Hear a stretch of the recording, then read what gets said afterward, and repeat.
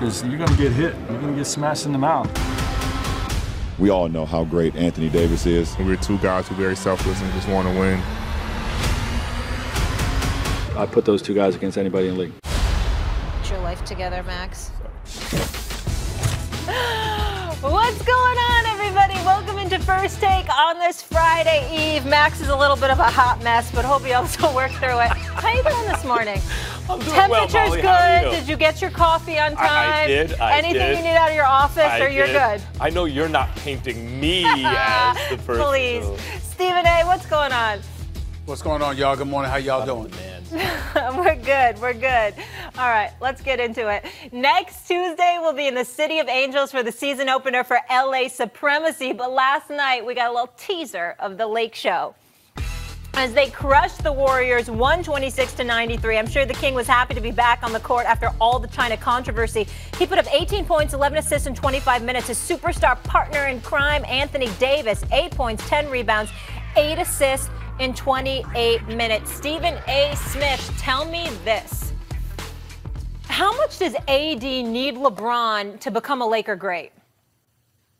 Well, listen, you're going to need LeBron to some degree because LeBron's going to be the one handling the ball. He's the best passer in basketball if we're really being honest about it. So we've got to take that into consideration. But, when we talk about Anthony Davis in terms of an all-time great Laker, let's take into account Laker lore. Let's think about Irvin Magic Johnson. Let's think about Kobe Bryant.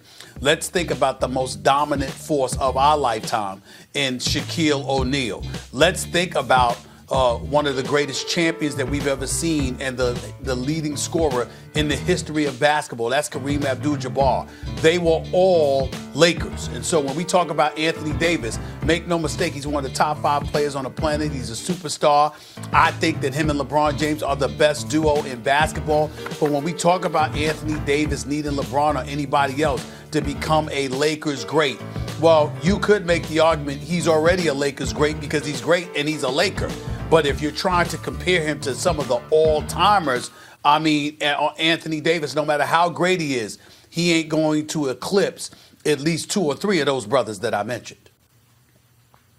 Anthony Davis needs LeBron James to become a Laker great because, unlike any other franchise, on the Lakers, you must win a championship. And do you know why you must win a championship? Because you can't go back-to-back without the first one. And you know why you got to go back-to-back? Because with no back-to-back, there's no three-peat, a term Pat Riley coined for the Lakers, although his Lakers never won 3 in a row. They won 5 altogether. Later on, Shaq and Kobe did, and then Kobe very nearly did it again. Look, Charles Barkley and many others are pointed to as examples of great players and why there's a whole contingent of people out there, and this is like a flashpoint for this kind of debate in sports, especially in the NBA. Do you need a championship to somehow legitimize yourself as a great player, as among the greatest ever? And for many franchises, you don't. You compete. It just didn't work out. That's not the Lakers. It's just not the Lakers. Stephen A., the Mount Rushmore of the Lakers, that's an exercise in editing. On a lot of franchises, like the Clippers, if you talked about a Mount Rushmore, you'd be like, how do we get 4 guys up on there? With the Lakers, it's like, who do you leave off of this thing? Because Kareem, Magic, Kobe, and Shaq, maybe? How do you leave Jerry West, the logo, off, who did what he did as a player and then as an executive? How do you leave Wilt Chamberlain off, maybe the most dominant force of all time? Forget about guys like James Worthy and Pau Gasol, who are Hall of Fame caliber players, right?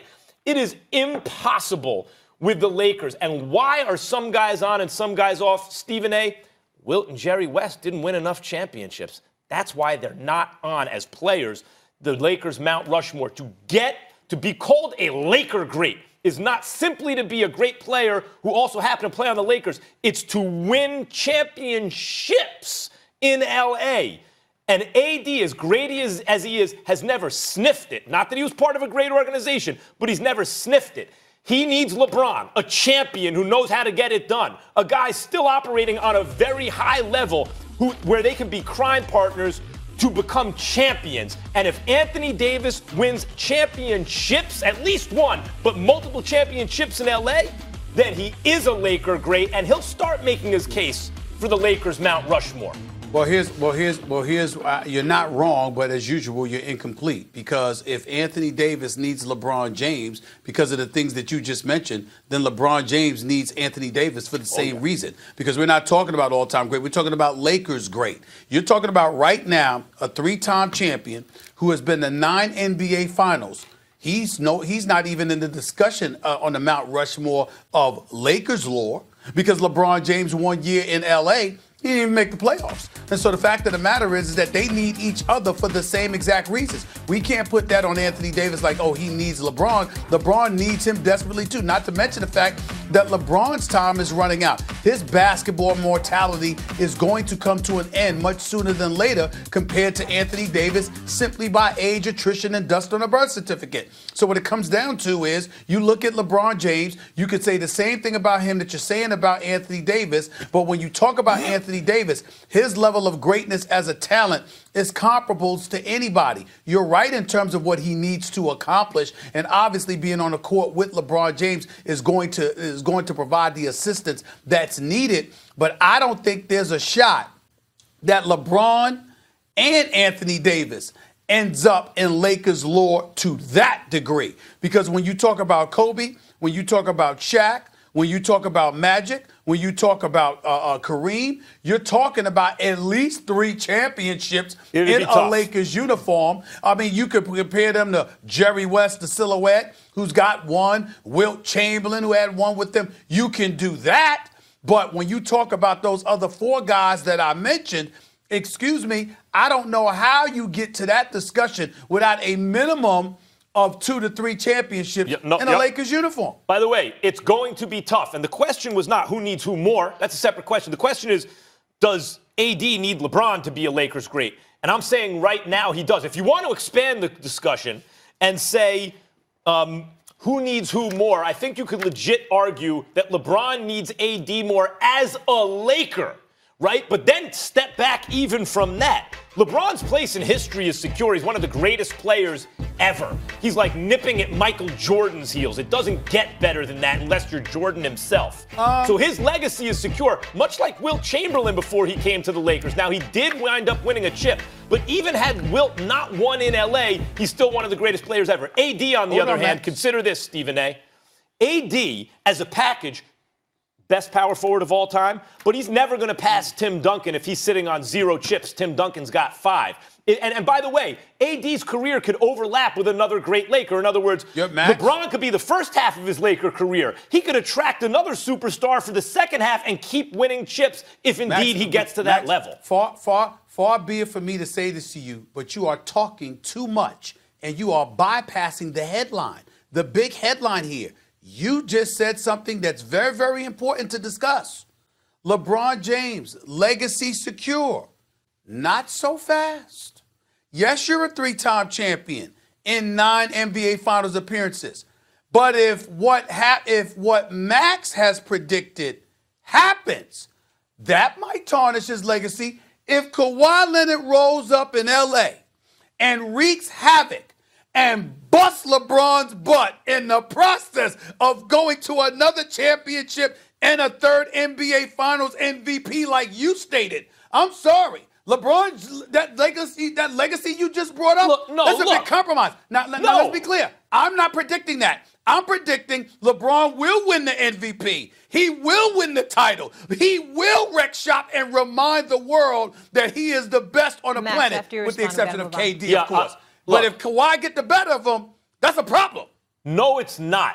LeBron has played more minutes than anyone who ever lived who's still an elite player, including Kareem Abdul-Jabbar. And if toward the end of Kareem's career, some inferior center got the better of him because he was ancient, that did not count against Kareem. And LeBron James, at this age, having played this many minutes, this many titles, the whole thing, Olympics, everything, if the best player in the game, Kawhi Leonard, gets the better of him in the Western Conference Finals at LeBron's age, that does not tarnish his legacy one bit. Okay, in fact, guys. it add to it if LeBron plays. All right, the Battle of LA. Yep. This is the part that you're missing, Max. You're right. If LeBron lets us know his age and he looks that way at the beginning.